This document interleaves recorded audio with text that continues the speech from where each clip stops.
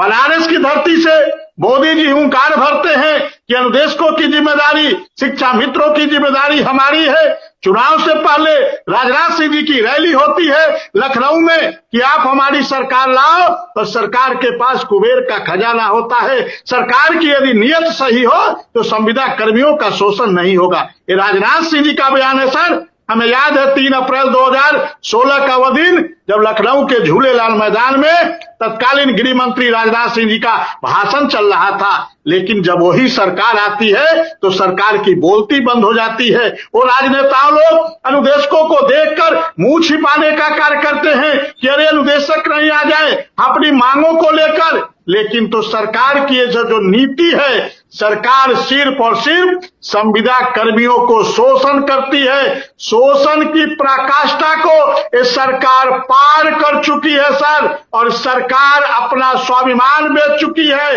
अपना जमीन बेच चुकी है। अरे एक ही विद्यालय में आपके ही नेता थे श्यामा प्रसाद मुखर्जी जी, जो कहते थे एक देश एक विधान एक संविधान, और उसके लिए कश्मीर में अपना जान दिया।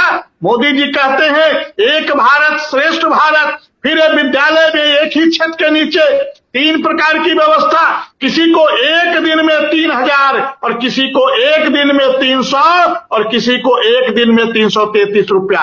ये कहाँ का न्याय है, कहाँ का संविधान है? हम किस देश में जी रहे हैं? हमको तो सोचना पड़ेगा। क्या यही वो भारत देश है जो कभी सोने की चिड़िया कही जाती थी? राम राज्य की बात होती है जब मोदी जी अयोध्या की धरती पे आते हैं। अरे अनुदेशक क्या मांग रहा है मोदी जी आपसे? क्या मांग रहा है योगी जी आपसे? 2 वक्त की रोटी मांग रहा है। हमको इतना कम से कम पैसा दो।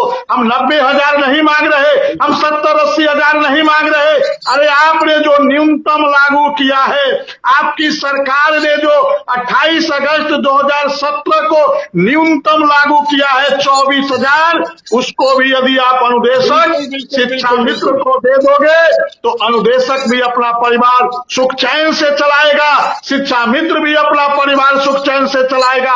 और क्या मांग रहे हैं? ट्रांसफर मांग रहे हैं कि नजदीक के हमारे विद्यालय में भेज दो, जो हमारी आने जाने का जो खर्चा है वो बच जाएगा। जो महिला अनुदेशक रहती है लखनऊ में, शादी होती बहराइच में, रहती बस्ती में, शादी होती बलरामपुर में, यदि वो अपने ससुराल में चली जाएगी, अपने परिवार के साथ रहेगी।